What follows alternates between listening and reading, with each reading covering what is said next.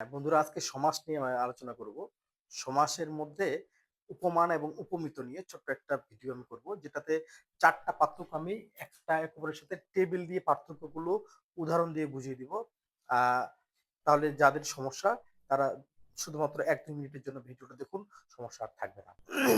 বন্ধুরা, আমি উপমান এবং উপমিত আজকে যেভাবে আলোচনা করব, এভাবে কেউ কোনোদিন আলোচনা করেনি। তো কথা না বাড়িয়ে আমরা আসি উপমানের। ১ম এ উদাহরণ নেই, তারপর বৈশিষ্ট্যগুলো আমরা আলোচনা করব। তাহলে আমরা পার্থক্যটা সারা জীবনের জন্য আর কখনো ভুলব না। ২ টা উদাহরণ নিচ্ছি আমি, তুষার শুভ্র এবং কাজল কালো। এই যে এগুলা উপমান না উপমিত, আগে আমরা বৈশিষ্ট্যটা দেখি।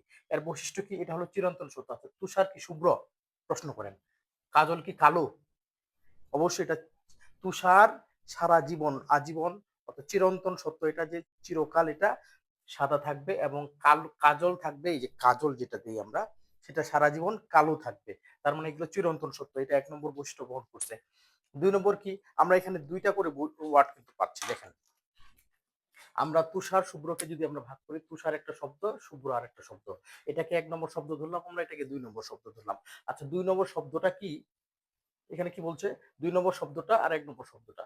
এই ২ নম্বর শব্দটা আর ১ নম্বর শব্দের মধ্যে এই শব্দটা হলো বিশেষ্য। তুষার একটা জিনিসের নাম, বস্তুর নাম। তার মানে এটা নাউন, নাউন মানে আ বিশেষ্য।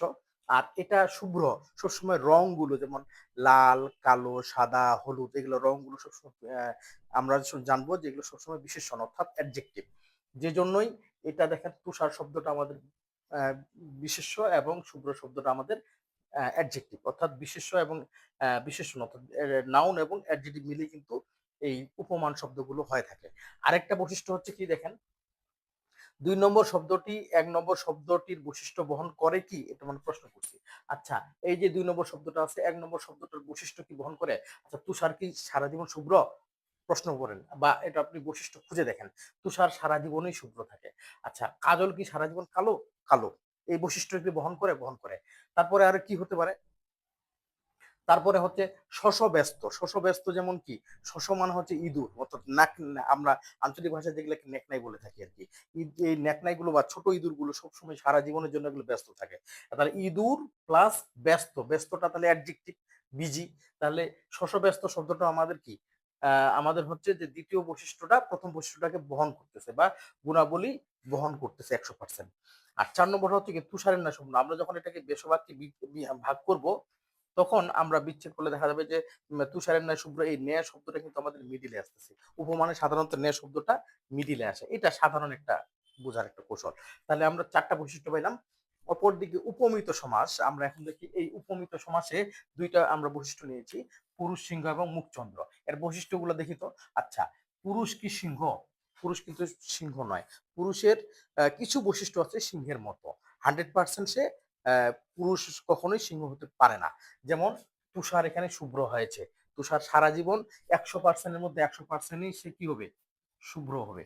কিন্তু পুরুষ কখনোই ১০০% সিংহ হতে পারবে না, বা সিংহ কখনোই পুরুষ হতে পারবে না। ২ টার ২ রকম বৈশিষ্ট্য আছে, কিন্তু কিছু, কিছু বৈশিষ্ট্য মিলের কারণে আমরা এটা বলে থাকি। আচ্ছা, মুখ কি কখনো চন্দ্র? চন্দ্র না। 100% এটা কখনোই না। অর্থাৎ তার মানে এটা চিরন্তন সত্য নয়। তাহলে এটা সত্য নয়, এটা আমরা ধরে নিলাম। তারপরে কি? মুখ এবং চন্দ্র, বা পুরুষ এবং সিংহ। পুরুষ হচ্ছে একটা কি? প্রাণীর নাম। সিংহ মানুষের নাম। আর সিংহ হচ্ছে কি? এটা একটা প্রাণী, এটাও একটা প্রাণী। এটা ২ টাই কিন্তু নাউন, অর্থাৎ বিশেষ্য। তার মানে আমাদের এই ২ নম্বর বৈশিষ্ট্যটা যেটা পাচ্ছি আমরা, বিশেষ্য প্লাস বিশেষ্য পাচ্ছি আমরা উপমিত সমাসে। আরেকটা যেটা হচ্ছে ২ নম্বর, এখন ৩ নম্বর যে নিয়মটা, ২ নম্বর শব্দটি ১ নম্বর শব্দের বৈশিষ্ট্য বহন করে না ১০০%। অর্থাৎ এই ২ নম্বর শব্দটা ১ নম্বর শব্দের 100% বৈশিষ্ট্য বহন করে না। কিন্তু এখানে শুভ্র শব্দটা তুষার শব্দের 100% বৈশিষ্ট্য বহন করে। তাহলে আমরা ধরে নিলাম যে ২ নম্বর শব্দটা যেমন ঠিক একইভাবে চন্দ্র শব্দটা মুখের 100% বৈশিষ্ট্য বহন করে না। কিছু গুণাবলী একটু মিল আছে, যেজন্য আমরা এটাকে মুখচন্দ্র বলি বা পুরুষ সিংহ বলি। ৪ নম্বর যেটা, পেশবাক্যে আমরা যদি ভাগ করি, তাহলে দেখা যাবে যে পুরুষ সিংহের ন্যায়, সেখানে এই ন্যায় শব্দটা আমাদের আছে শেষে। অথ অ আর অপরদিকে উপমান সমাসে ন্যায় শব্দটা কিন্তু আমাদের মিডিলে ছিল। তাহলে আশা রাখি এই পার্থক্যটা আমরা উপমান এবং উপমিত আর কখনো সমস্যা হবে না। আপনার এই ৪ টা প্রশ্ন করে আপনারা উত্তর বের করার চেষ্টা করবেন। আজকে এ পর্যন্তই, ভালো থাকবেন। পরবর্তী ক্লাসে